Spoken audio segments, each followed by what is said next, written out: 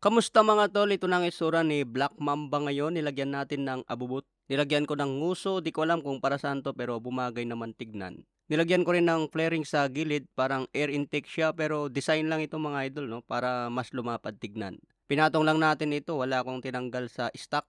Nakalapat lang yan kaya lumapad. Nilagyan ko rin ng tank pad para hindi magasgas. Tapos kinabitan na rin ng mini driving light na GR4. Galing pa ito sa mga dating big bike ko para maliwanag sa biyahe natin. Ito lang muna yung kinabit ko mga idol, puro kartehan lang muna. Actually wala naman tayong bibilhin na accessories sa motor na to dahil kompleto na kasi kapag binili ng bago. May windshield na, may handguard, may radiator guard na rin at may top box bracket pa. Tapos may tank pad pa dito sa sentro. Yung panggilid na lang siguro ang kailangan bilhin. May extension na rin yan mga idol dito sa front fender. Kaya kompleto na siya ng accessories kapag binili. Sa halagang 208,000, masasabi kong sulit ang presyo. Naka-inverted suspension na rin sa harap, dual ABS at naka-assist and slipper clutch. Ang size ng gulong natin sa likod, 150/70. Pagdating naman sa performance kung bitin ba ang takbo, nakadepende siguro sa rider mga tol kung mabibitin. Kung katulad ko galing sa 1000cc, mabibitin ka siguro dahil nasanay ka nga sa 1000. Pero sa totoo lang, tamang-tama yung lakas at bilis nito. Dahil 80 to 100 lang naman ang speed limit sa mga expressway.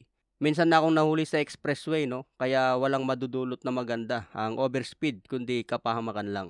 Pagdating naman po sa public road, mas malala dahil puro traffic dito sa Pilipinas. Hindi ka rin makapagpatakbo ng mabilis. Magagamit lang ang lakas at bilis ng motor sa maluluwag na kalsada, lalo na sa long ride, papuntang norte at papuntang south. Pero delikado pa rin mga idol dahil kalaban natin dyan lubak na kalsada. Kaya dito sa Dominar 400 mga tol, tamang-tama lang ang bilis nito. Umaabot naman siya ng 170 kph kaya tamang-tama lang. Mabilis naman siya umabot sa 100 kph at may hatak din. Kaya masarap pang daily at tamang-tama yung takbo niya sa expressway. Matipid pa sa gasolina mga tol, single cylinder at swabe rin yung tunog niya. Kaya sa mga nagbabalak bumili mga tol, ang presyo niya 208,000, expressway legal at may tamang lakas at speed. Talagang swak ito sa Pilipinas. Kapag nagkaroon na kayo nito mga idol, pwede kayong bumili ng accessories kay Pops Michael Motogear. Kompleto po siya ng accessories para sa Dominar. Okay mga tol, ingat tayo lagi sa biyahe. God bless po sa lahat. Saktong-sakto talaga to sa public road. Kahit i-expressway natin to, speed limit sa expressway 80, 100, panalo. Nahuli na ako sa expressway overspeeding So ito, mag-overspeed pa rin kung gugustuhin. Pero mahirap mahuli kasi na first offense na ako Gusto ko yung tunog niya, matahimik na buo. Okay na ako sa stock na tambocho.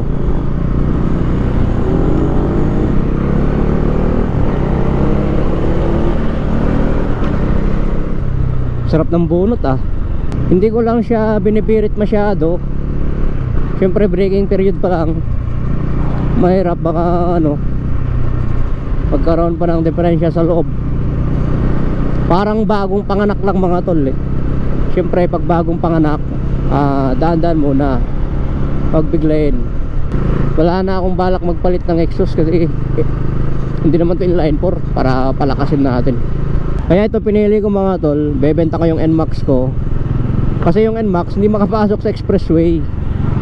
So ayaw ko naman ng masyadong maraming motor kasi wala akong parkingan Isa lang talaga.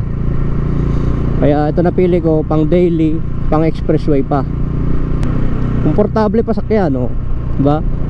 Ito pang masa talaga ng motor. Itong bagay sa ating mga Pinoy. Kapag gusto natin yung malalakas, mga 1000cc, malakas din kumain sa gas mga yon, malakas sa maintenance. So maraming pwedeng sa alang-alang. Masarap talaga 1000cc Pero kapag patagal ka nang gumagamit ng 1000cc, wala rin. Yung desire mo na mag 1000cc, maglalaho din. Tulad ko dati, gusto ko talaga 1000cc. Pero matapos ang siguro may 3 taon na nakahawak ng 1000cc, wala rin, maglalaho din. Lalo pag bira ka mag-ride, tapos sobrang busy mo sa trabaho, wala, yung desire mo maglalaho din. Masarap talaga pag lagi kayong nagra-ride, tapos yung mga kasamahan mo puro malalakas din, 1000cc din motor. tapos lagi kayong nagra-ride, yun ang masarap. Pero kung kaya ko busy lagi, wala, mahuhumay ka rin. May isip mo sayang yung big bike mo nakatambak lang dun sa bahay mo hanggang maluma. Kaya maganda every weekend mga idol ride. Pag bumili kayo ng mga malalakas na motor, every weekend maganda mag-ride. Ako kasi nagsasawa na ako sa ride na malapitan eh. Gusto ko yung malalayo, laging long ride.